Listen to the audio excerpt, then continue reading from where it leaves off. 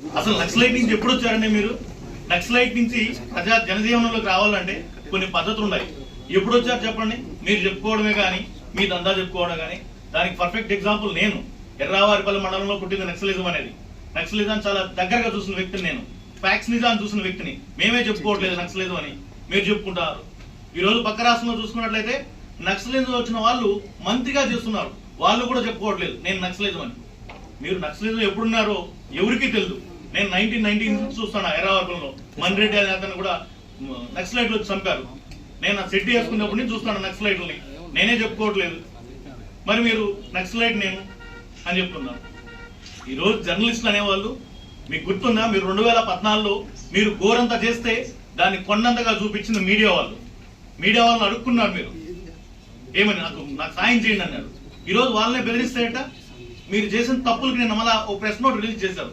PRO అని కొత్త పదం పెట్టారు. అంటే మీరు చేసిన తప్పు మీరు పిలిపించుకొని, అందరినీ పిలిపించుకొని కొంతమంది వ్యక్తులను తిట్టి మీతో అందరినీ భయపెట్టించారు. ఏ విధంగా భయపెట్టించారు? కాళ్ళు తీసేస్తా, చేతులు తీసేస్తా, దానికి ఒక వ్యవస్థ ఉందని. ఇది నిజాలు కదా?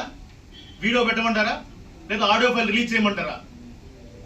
మీ మనస్సాకి చెప్పుకోండి. నిన్న సాయంకాలం ఒక ప్రెస్ నోట్ రిలీజ్ చేశారు. మీరు ఏమని రిలీజ్ చేశారు? PRO సోషల్ మీడియాలో పెట్టారు. సోషల్ మీడియాలో పెట్టి ప్రూవ్ చేయి, పెట్టు, కేసు పెట్టు. లేకపోతే సోషల్ మీడియాలో వాళ్ళు అబద్ధం పెట్టారా? నువ్వు చేస్తే నిజమే కదా పెట్టారు వాళ్ళు. అభివృద్ధి మీద మాట్లాడితే ప్రతిపక్షాల మీద కేసులు పెడతావు. నీ పాటికి నువ్వు నీ యొక్క ఆడంబరం కోసం ఈ విధంగా చేస్తావు. రోడ్లన్నీ ఈ విధంగా ఆర్చులు వేసి రోడ్ల అర్థం నింపేస్తావు నువ్వు. అదే ప్రతిపక్షాలు మా అధ్యక్షుడికి చిన్న జన్మదిన శుభాకాంక్షలు వేస్తే ప్రభుత్వ అధికారులు పెట్టి అవన్నీ పేపర్లు చింపించేస్తావు. పంచాయతీ యాక్టులు చెప్తావు. గోడలపై రాసేటప్పుడు నువ్వు పంచాయతీ యాక్ట్ ఫాలో అయినావా? పోనీ నీ ఇన్ని వేస్తున్నావు, ఎంత చలనా కట్టినావు నువ్వు. చూడు, రోడ్డును ముక్కాలు బాగా ఆక్రమించేసావు. ఇది ప్రతి చోట అంటే భక్తి అని ముందరాకన పెట్టి పెద్ద బొట్టు పెట్టుకొని నువ్వు చేసే గుడి వెనక నా స్వామి రంగ అన్నట్టు చేసేట్టు తెలియవా మాకు? అంటే నువ్వు అయితే పబ్లిసిటీ పిచ్చికి ఇలాంటి వాడుకోవచ్చు. ప్రతిపక్షాలు ఏది అన్నా సరే ఇది అంటావు. నిన్ననే జరిగింది, మా మిత్రపక్షం తెలుగుదేశం పార్టీ వాళ్ళు పెడితే దాని మీద మీరు నిన్న వాళ్ళ ఇంటి మీద వేస్తే పంచాయతీ యాక్ట్ అని ఇదంతా చేసి వాళ్ళందరికీ ఇచ్చారు. అంటే ప్రతిపక్షాలు ఏది వేయకూడదు, ప్రతిపక్షాలు ఉండకూడదు. మీది మీ కొడుకుది మాత్రమే ఫోటో ఉండాలి, మీది మీ కొడుకుది మాత్రమే భజన చేయాలి, మీది మీ కొడుకుది మాత్రమే రాజకీయం మేడ, మిగతా వాళ్ళు రాజకీయంగా ఎదగకూడదు. ఇదేనా మీ తొత్తు? ఇక జరగవు, ఈ ఆటలు జరగవు. ఇంకోటి చెప్తున్నా, మీరు PRO అని చెప్పినారు. రెండో పాయింట్ ఏం చెప్పారు? PRO అన్నాడు. ఈ రోజు తెలుగుదేశం పార్టీలో ఉన్న వ్యక్తి మీ ఇంట్లో PROగా ఉన్నాడు. PRO కేర్ ఆఫ్ అడ్రస్ మీరు పెట్టింది, అది కూడా గుర్తుపెట్టుకోండి. దాని తర్వాత సోషల్ మీడియాలో ఒక వ్యక్తి పెట్టినా అంటాడు, పిలిపించి మాట్లాడండి, లేదా కేసు పెట్టండి సోషల్ మీడియాలో ఉంటే. అంతేగాని మీరు వ్యక్తిగతంగా వాళ్ళందరినీ పిలిపించి ఏదో మీరు తాయిలాలు ఇస్తామని, నేను కరోనా కష్టంగా చాలా బాగా చూసుకున్నాను. ఎవరు చూశారు? మీ బొచ్చులో తాయిలాలు ఎవరికి కావాలా? నీ తాయిలాలు 2000 రూపాయలు ఇచ్చి నువ్వు 2 లక్షల రూపాయలు కొడేస్తున్నావు. చంద్రగిరి నియోజకవర్గంలో ఎర్రావరపల్లి నుంచి ఎంత రెడ్ శాండ్ జరుగుతుంది మాకు తెలుదా? మా మండలాన్ని రెండింటి దోచుకోవట్లేదా మీరు? ఏం అభివృద్ధి చేశారు? అభివృద్ధి మీద చేయమంటే ఒక్కరోజు అభివృద్ధి గురించి మాట్లాడు. ప్రతిపక్షాలను మాత్రం ఒక బ్యానర్ ఎన్నికగా చేస్తున్నారు. ఎక్కడా లేని రోడ్లు, ఎక్కడ పంచాయతీ యాక్ట్లన్నీ ఇక్కడికే వస్తాయి. అంటే చివరి రాజ్యాంగాన్ని అమలు చేస్తున్నారు ఇక్కడ మీరు. మళ్ళా మీ కొడుకు మీరు పాదయాత్ర అంటారు. మీకు నిజంగా మనస్సాక్షి ఉంటే చంద్రగిరి హైవే మీద రోజు ఉదయం బాడీ పడుతుంది, సాయంకాలం బాడీ పడుతుంది, దాని మీద చర్యలు తీసుకోండి. దాని మీద పిలిపించి మీడియా మిత్రులు చెప్పండి, ఇది రాయండి నేను చేస్తాను. రోజు సగటు ప్రాబ్లం.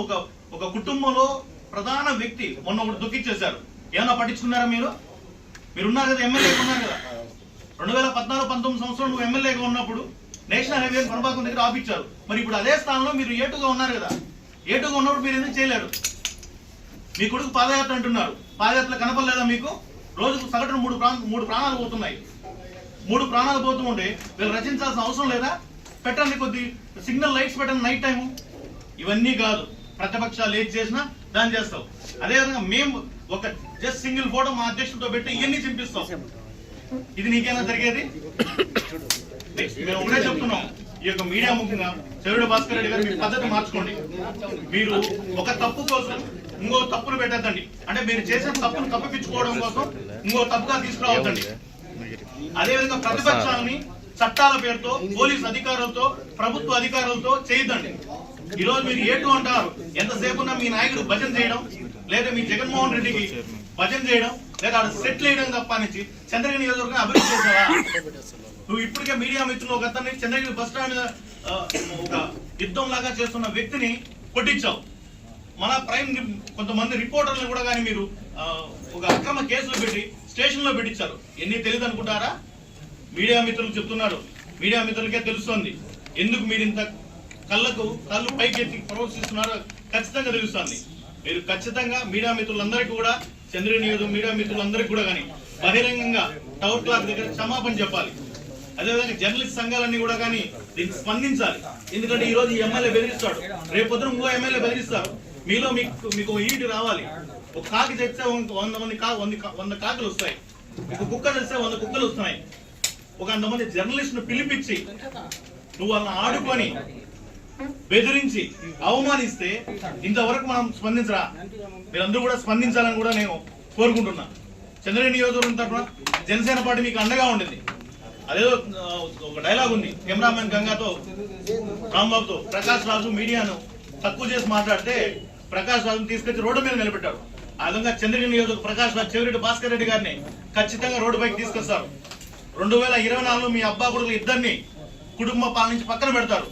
మీరేమో చెప్తారు 75% నేను ప్రజలకు ఇస్తాను, 25% నా జోబులో దాటుకుంటానా నా కుటుంబాని కోసం అంటారు. ఇప్పుడు చూస్తే అడుగుతుంది మీకు 2019లో మీ అప్పులు ఎంత, 2023లో మీ ఆస్తులు ఎంత?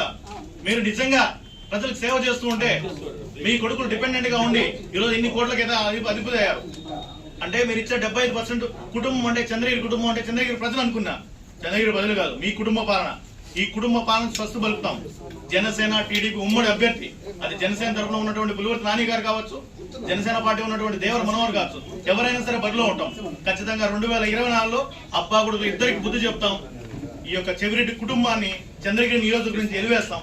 చంద్రగిరి ప్రకాష్ రాజు ఏ విధంగా అయితే కెమెరామ్యాన్ రాంబాబుతో గంగాతో సినిమాలో ప్రకాష్ రాజు బయటపడ్డాడు, ఆ విధంగా చంద్రగిరి నియోజకవర్గ ప్రకాష్ రాజు చెవిరెడ్డి భాస్కర్ రెడ్డి గారు కూడా రోడ్డు పైన కూర్చోబెడతామని నేను జనసేన పార్టీ తరఫున తెలియజేస్తున్నాను. మీడియా మిత్రులందరికీ ప్రత్యేక ధన్యవాదాలు. అదేవిధంగా ఈరోజు జర్నలిస్ట్ అందరికి కూడా కానీ నాకు చాలా సంతోషం.